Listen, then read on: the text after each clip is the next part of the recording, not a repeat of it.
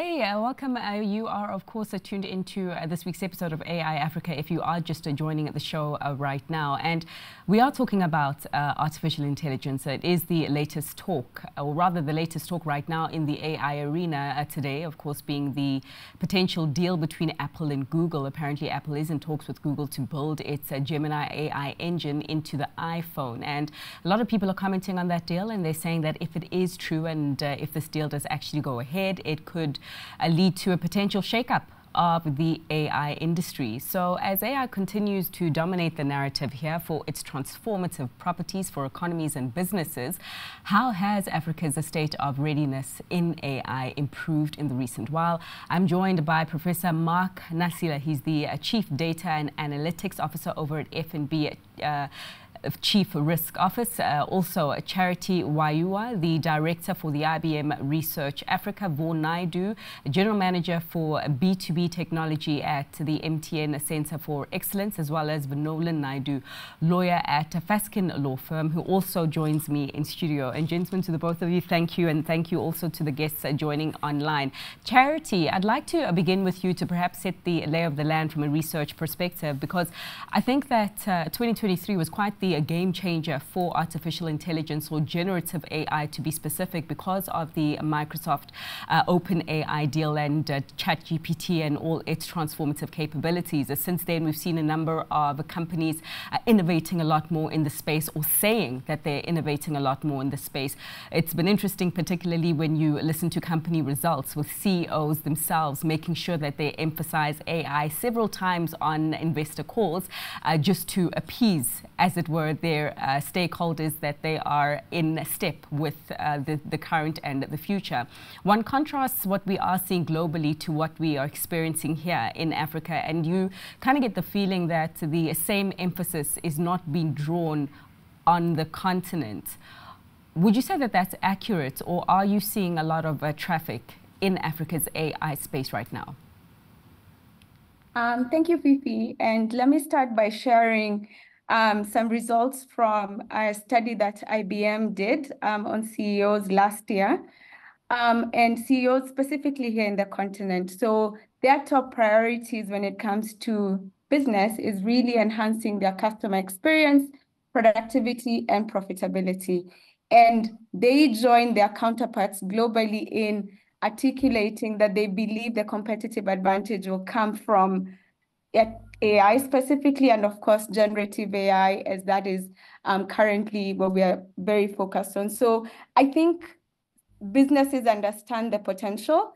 We do, however, have a number of hurdles specifically here in the continent that we need to sum up, that we need to go through in order for us to really get the benefits of AI. I, however, believe that these hurdles are surmountable. And so when I think about them, I think of them as areas we need to talk about, we need to start implementing, and maybe let me mention 2 or 3 so that we can really set the stage. So I think one is really making sure that we have the data and strategy for us to be able to reap the benefits of AI. A lot of times we talk a lot about the policy space, but we need to start with understanding what can AI do for businesses here. The second part is on getting our workforce ready to adopt and use AI as a way to augment the work that they're doing. And then thirdly is on the skills to develop and implement AI, because as African businesses, we cannot just be consumers. We also need to be creating value in the AI space. And then perhaps the last one that is quite as important is on ethics and governance, so that we make sure that we're using AI in a trusted manner. That's what I would kind of summarize as the state of play here. And I'm glad that we have examples of businesses that are already leveraging AI today. Yeah, and before we get to those examples, I just, again, would like to understand, Charity, from you, from your research. I mean, as IBM, you're saying that a lot of the CEOs that you have been engaging with have been speaking about how AI is enhancing the consumer experience, the customer experience right now, and also potentially leveraging on its abilities to bump up the bottom line. But are there CEOs that are doing this more As in, are you seeing particular industries being ahead in terms of some of the steps and progress that's being taken in adopting generative AI and its capabilities over others? I think so. And specifically, I would maybe highlight the industries that were already sort of on the journey, what we call the AI journey, even before generative AI. So they already had a number of the foundational steps. One, which is actually data. So making sure that you have trusted data, you have data that makes sense for your business, and you start to put that in ways that enables you to be able to apply computation so that you can generate some insights. And I think some good examples of very data-centric industries, I think telcos are good examples, banking is another example. But really, I think the indicator is actually about the companies or CEOs that see this as a competitive advantage, and then that go forth and say, let me find a trusted partner that can take me on this journey, because it's truly a journey, starting from making sure you have data, starting to put together the tools that are required, starting with some use cases that make sense for the industry that you're in. And I think you've already mentioned quite a number of them.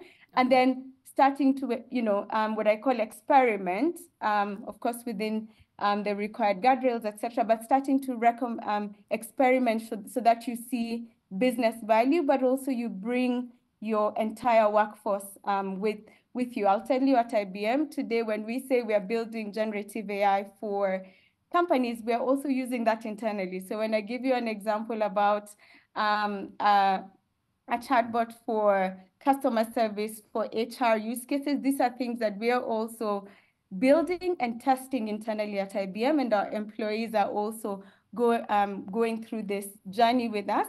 So that way we are able to be a trusted partner for organizations that will be on the same journey. Okay, and it so happens that we do have a representation from the telcos and the banking sector on this panel to update us as to what is happening within their respective sectors. Mark, to begin with you, you graciously reminded us that you spoke with the CNBC Africa around 2 years ago on a very similar related topic. Since then, though, a lot has happened in the past 2 years in terms of the noise that has grown louder and louder from the AI space, particularly as a result of generative AI. So what can you tell us about how banking and specifically your corner has changed today compared to 2 years ago when we first had this conversation? Thank you so much, Fifi, and to the viewers. The reality is, as you mentioned, the last 14 months, AI and generative AI have been very, very topical. And while generative AI is so mature today, it's just another addition to the AI toolset. As you've asked, why are CEOs worried so much about it?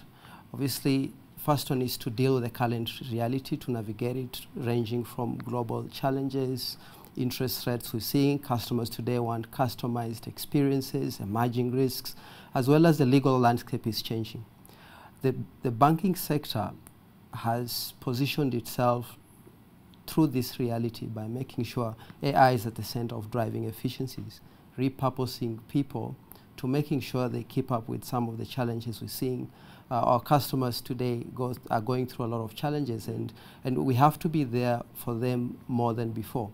Then emerging risks, for example, climate change is a major risk which affects not only banking but all major industries, and data and AI are the center of how we're not only integrating but also helping and working with these organizations to keep up with the future. So we're also looking at digital engagement as an area where we digitize the experience and the way we offer products to our customers, and holistically it's about navigating the current reality. Having said that, it's a very big challenge because it's a major technology, almost a paradigm shift that requires you not only to think about the AI opportunities, but to think about the strategy, specifically what you want to achieve with it. Data, technology, change management, because the way people used to work without AI is very different to the way they work with AI. And all this is underpinned by a literacy program to help bring everyone across this transformation driven by AI, because for AI to work for people, they must understand what AI is. They must understand AI's limitations. And at FNB, we've been very aggressive with making sure that people learn about AI, learn about ethics, learn about limitations of AI, learn about some of the AI risks that come with adopting AI, ranging from misinformation, ethics, bias, and things like that. Sure. But in terms of real use cases within the banking sector, when you look at what is happening within FNB and perhaps what's happening within the rest of the sector here in South Africa or continentally, and you compare it with what some of your global counterparts are doing right now by way of a use case, is there much of a difference? There is much of a difference. Use cases come from the way organizations create value, the way their strategies are, positioned for the short term and long term. While we've seen a lot of similar use cases in conferences or what is being published, but what is the ideal approach is to interrogate the way you create value, interrogate where you have opportunities for efficiencies, where you have got things that are costing you a lot that you can reduce costs in the form of automating or making sure that AI helps in being proactive and avoiding costs. So it will differ. There might be a bit similarities, and the difference comes from the way the organizations create value. So there is no blanket approach or one size fits all in use cases. Organizations have to go and dig deeper within the way they create value to identify those opportunities. Okay. Vaughn, perhaps if you can just also give us the latest insights from the telcos right now by way of what MTN is doing within your organization, the latest, because I know as a telcos you are significant innovators. I mean, you're at the forefront of technology and digital changes. But what has that looked like in a practical point of view? And how has the adoption of generative AI specifically within the MTN organization changed? So, I mean, like the previous speaker, if we all agree that data is the lifeblood of generative AI, the use cases are really different depending on which organization you're from. So from a telco perspective, if you recall in 2023, MTN launched a chatbot using generative AI. It was ChatGPT version 3.5 at the time, and it was called Zigbee. And that was to create efficiencies within the self-service space, within the call center space, to create a better customer experience for obviously our customers. But I think what's important here is that, again, data. Organizations that have lots of data will be at the forefront of this. Depending on what types of problems you're experiencing will determine the types of solutions you put forward. And this can be from an internal perspective, but also assisting customers. So one of the items you would have noticed is that MTN has partnered with Microsoft. And one of the items that we are busy looking at is the adoption of a new technology called Copilot, which is another version of a chatbot also based on large language models. And this is really a tool that can increase productivity for the resources within the organization. But what's really nice about the program is that it gives everyone within the space an opportunity to experience AI. Because I think the difference with generative AI versus previously what people were exposed to is that AI used to be something that only the scientists were exposed to, because AI was created in the 1950s. 70 years later, we now have something that can actually create something for you, can craft something for you. And I think that often is sometimes scary for people, because 9 out of 10 times it comes back to a I conversation. How does this impact me? Is it going to impact my job? So as a simple example, when we went through university, we were taught to become software developers as one stream. Generative AI can now do that for you. So we need to transform also from a human perspective, in terms of being not a developer now, but being the person that can actually create the best specifications for generative AI to create artifacts for us. Yeah. So Vaughn, just with your engagements then with businesses that MTN supplies these services, and if you can just describe to us some of the appetite or the feedback that they've given you in presenting some of these AI offerings to them, from the likes of the Zigbees to what you are currently working on with Microsoft, the Copilot. So the response from industry is really being very big. It's been very positive. As you're aware, there's a lot of telemetry information that we have, where specific people are. And obviously from a POPI perspective, you cannot share individual-based data, but you can normalize it. And you can anonymize it. Now, given that you are then able to create use cases in terms of very specific things, where are consumers, gathered the most at a specific point in time, and that could be used for various things. If you look at examples of the car tracking industry, you can create patterns in terms of where incidences do happen. And where not, where are the safer areas and where the other areas that are not. And that could affect, how insurance companies, as an example, create offerings to their consumers based on rates, becomes another risk sort of angle that you can look at. But to sum it up, I mean, we've had a lot of engagements over the recent couple of weeks. And the response has been great. We have a specific focus that we are driving via our Center of Excellence, and it's been really good. Okay. Venolan, to bring you in from a legal perspective, but all the speakers mentioning the importance of data, and of course when it comes to data and ethics and governance, it is important to clarify where this data is sourced from and ultimately what the data is used for and by who, whether it be governments or business as well. There's a lot of attention being placed on the European Union right now, with that part of the world being seen as having potentially the blueprint to regulating AI right now, as it were. Just your thoughts on that and where we stand as a continent by way of regulation. Sure, thanks for having me. So yeah, the EU, I think last Wednesday has officially passed the Artificial Intelligence Act. Yeah. So it's a matter of time, maybe in a few months' time, until it starts to roll out.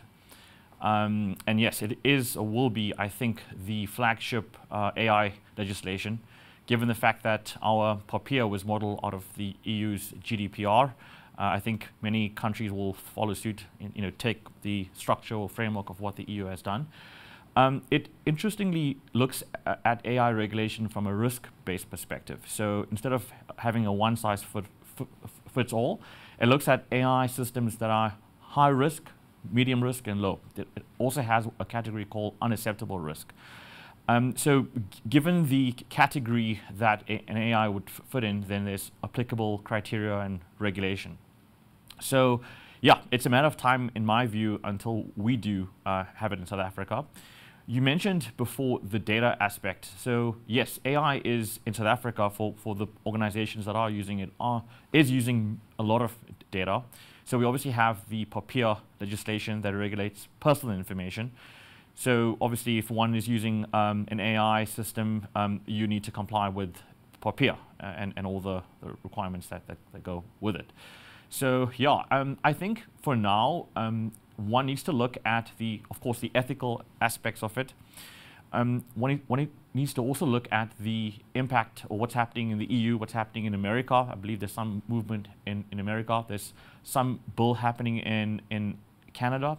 So in South Africa, I think we need to look at what's happening globally and then to ask ourselves, well, should we be getting into gear to perhaps now do a self-regulation?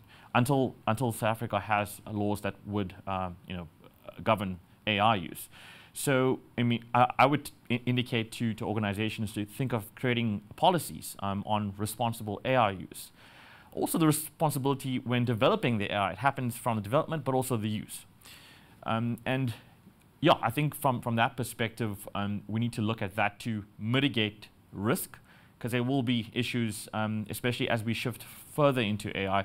There will be disputes from a legal perspective, and one needs to have their proverbial ducks in a row to mitigate that from happening. Sure. And so as it stands right now, you say that we don't, from a policy perspective?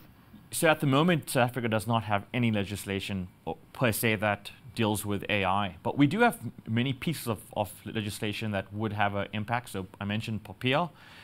POPIA has an interesting section called Section 71 that deals with automated decision making. So where a decision is made through an AI system, and it has an impact on a data subject, there's a whole host of requirements that an organization would need to comply with. Not many people know of Section 71. So that's one of the provisions in South Africa that those who are using AI should be wary of. And there's, of course, other pieces of legislation like the Electronic Communications Act, there's the Interception Act dealing with information. So depending on the context of what one is using the AI system for, there is certain pieces of legislation that would be applicable. But there's no specific legislation, as is the case in the EU at the moment, or what will be in an AI Act. Okay, okay.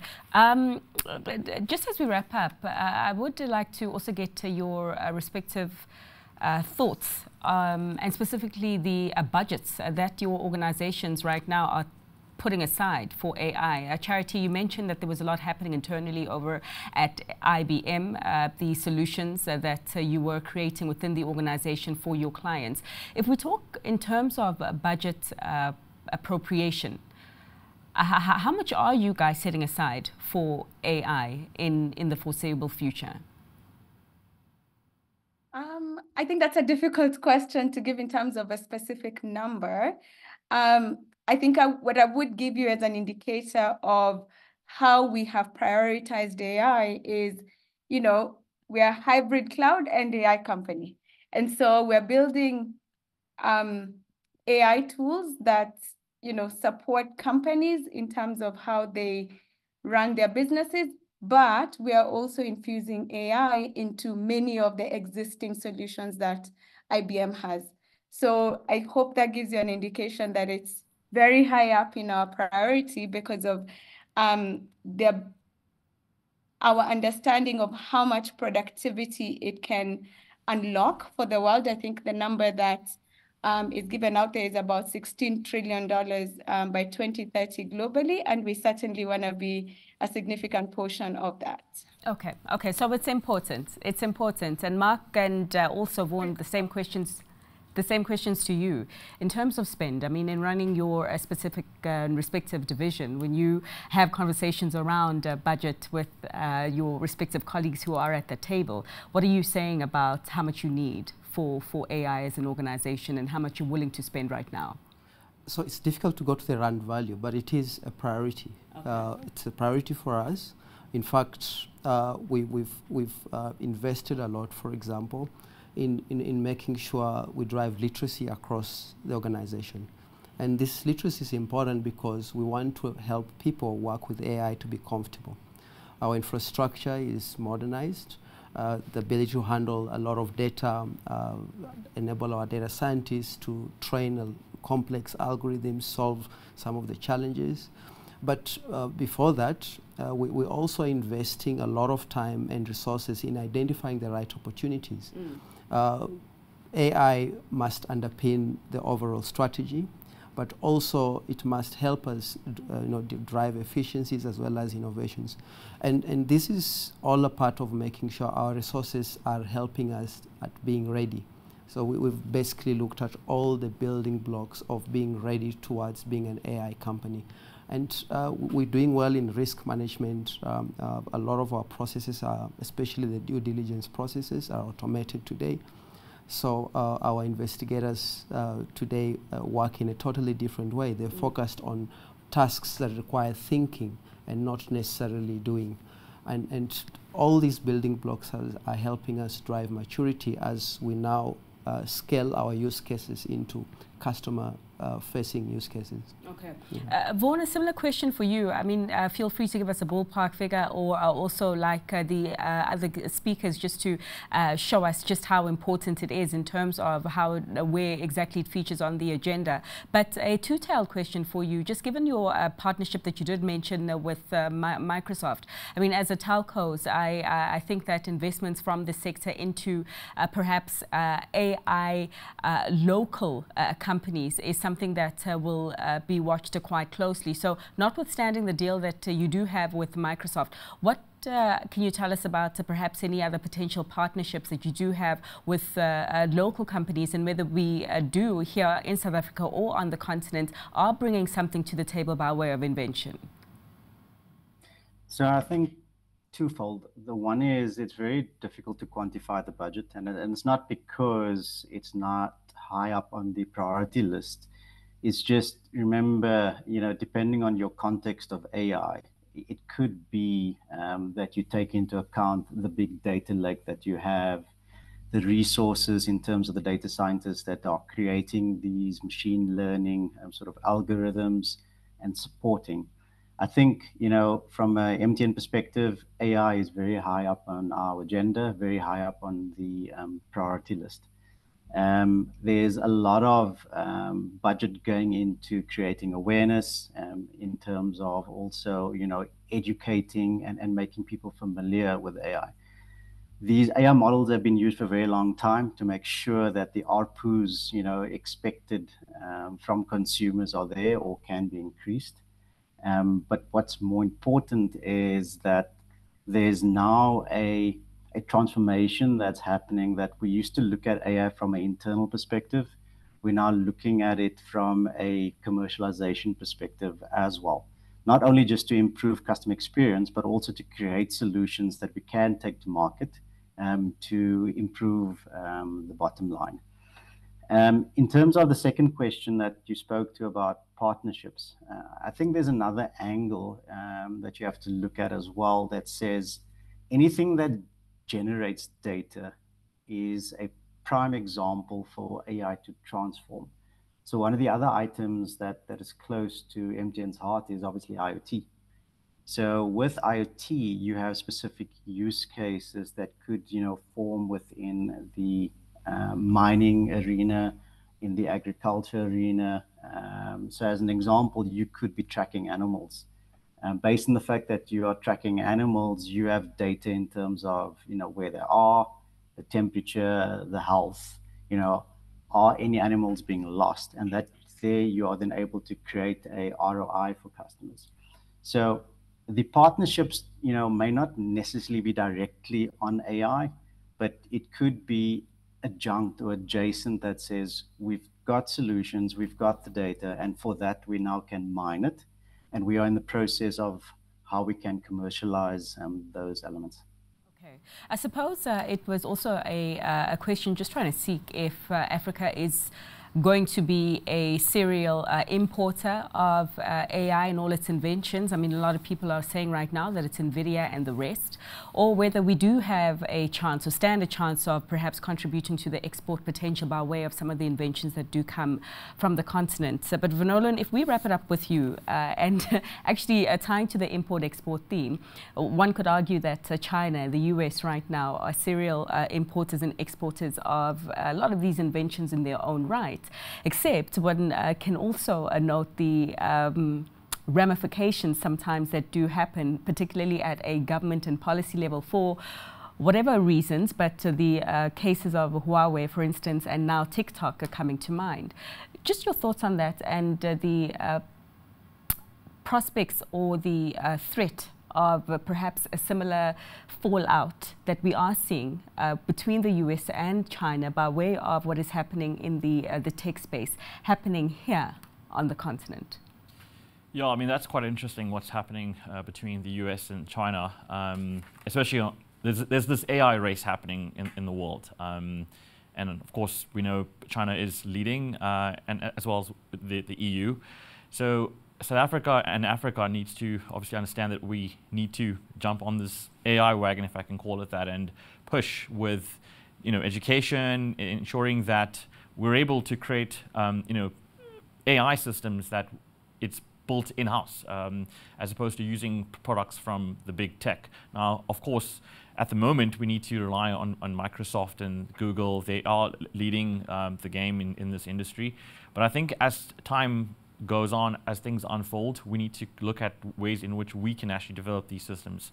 We've seen that with AI in organizations where some organizations actually have their own AI. It's based on the organization's requirements. It's whatever is peculiar to that organization. So that's a good sign. That means it's contextualized to a country, to its industries, to its sectors. So we just need to have skill sets in South Africa, or push towards having that skill set, so we can actually create and be competitive in the global market. Okay, I suppose investing in AI skills may be another topic that we need to pick up, and just finding out exactly how much more companies are doing. Mark, I know that you mentioned that it is happening over at FNB, and I think to a degree so did Vaughn. But just broadly speaking, as we do accept that at a net level, perhaps our skills in the space don't stack up quite as highly as they should. But to all of you, thanks so much for your time. Of course, in conversation with Mark and Nasila, Chief Data and Analytics Officer over at FNB, Chief Risk Officer, Charity Wayua, Director of IBM Research Africa, Vaughn Naidoo, the General Manager of B2B Technology, MTN Center of Excellence, and last but not least, Venolan Naidoo, lawyer at Fasken Law Firm.